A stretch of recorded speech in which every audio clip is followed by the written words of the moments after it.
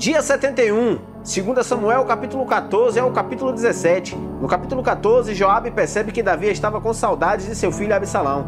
Com isso, manda buscar uma mulher astuta em Tecoa, manda ela fingir estar de luto e diz as palavras que ela deveria dizer ao rei.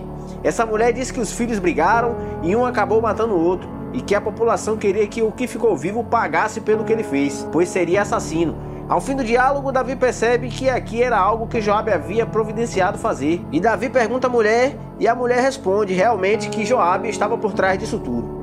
Então ele chama Joabe e diz que atenderá seu pedido. Manda buscar Absalão para Jerusalém, mas Davi diz que Absalão deveria ficar em sua casa, não deveria comparecer à presença do rei. Em todo Israel não havia homem tão elogiado pela sua beleza como Absalão. Quando seu cabelo ficava pesado, ele mandava cortar e pesava 2,4 kg. Ele teve 3 filhos e uma filha chamada Tamar, que se tornou uma linda mulher. Absalão morou 2 anos em Jerusalém sem ser recebido pelo rei. Absalão manda chamar Joabe 2 vezes e Joabe não quis ir lá. Então, Absalão manda seus servos tocarem fogo nas plantações de Joabe. Visto o que ocorreu, Joabe foi até ele saber por que ele fez isso. Então, Absalão informa que não adiantou ele ter vindo de Gesur, pois estava próximo ao rei, mas não poderia ver o rei. Então Joabe conta ao rei, que manda chamar Absalão, seu filho, e ele se prostra perante o rei e Davi o beijou. No capítulo 15, algum tempo depois, Absalão adquiriu uma carruagem e 50 homens para sua escolta. Ele se levanta cedo e ficava ao caminho que levava à porta da cidade, e todas as pessoas que chegavam lá e iriam se prostrar diante dele, ele estendia a mão e o abraçava. E aquelas pessoas que tinham alguma causa para ser resolvida, ele dizia que a causa dele era válida e legítima, mas que não havia nenhum representante do rei para ouvir aquela pessoa, e dizia: quem me dera ser designado juiz dessa terra. Quem tivesse uma causa legal, eu faria justiça. E assim ele conquistou a confiança do povo. Ao término de 4 anos, ele pede ao rei para ir a Hebrom, e ele diz que fez um voto de que, se voltasse para Jerusalém, prestaria um culto a Deus em Hebrom, e o seu pai autoriza ele ir. Absalão leva 200 homens, manda mensageiros secretos a todas as tribos de Israel e diz para eles proclamarem Absalão como rei. Ele chama Aitofel, conselheiro de Davi, para apoiá-lo, e a conspiração ganha força e cresce o número dos que seguiam ele. Davi se vê obrigado a fugir, sua família o seguiu e ele deixou 10 concubinas para tomar conta do palácio.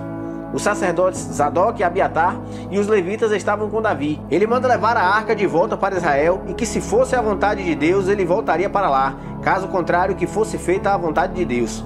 Informaram a Davi que Aitofel, seu conselheiro, era um dos conspiradores. Ele ora a Deus para que os conselhos de Aitofel fossem transformados em loucura. Davi manda Husai até Absalão e dizer que estaria a seu serviço, e com isso ajudará Davi a frustrar os conselhos de Aitofel, e que ele deveria informar o que soubesse do palácio aos sacerdotes Zadok e Abiatar, ou aos filhos deles, Aimaas e Jonatas. Por meio deles, deveria informar o que ele ouvia. No capítulo 16, Ziba, servo de Mefibosete, aparece a Davi com 2 jumentos, 200 pães, 100 bolos de uva passa, 100 frutas da estação e uma vasilha de couro cheia de vinho.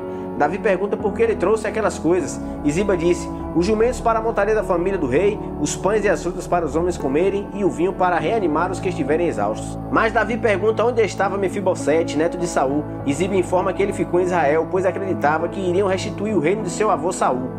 E Davi disse que tudo o que pertencia a Mefibosete agora seria de Ziba. Davi chega a Baurim e um homem fica lhe amaldiçoando e atira pedras em Davi e em todos os conselheiros do rei, mesmo com todo o exército do lado direito do rei. Então Abissai pede a Davi para que deixe ele cortar a sua cabeça. Davi diz que não, informa que todos querem matar ele, quanto mais aquele benjamita. Deixe ele amaldiçoar, pois foi o Senhor que lhe mandou fazer isso. Enquanto isso, em Israel, Husai está diante de Absalão e agora diz que servirá a ele. E Absalão pede um conselho a Aitofel acerca do que deveria fazer. Aitofel diz para ele ter relações com as concubinas de Davi, e assim Absalão fez. No capítulo 17, Aitofel planeja pegar 12.000 homens e matar apenas Davi. E os homens que estavam com Davi ele pouparia sua vida e traria todo o exército para Israel.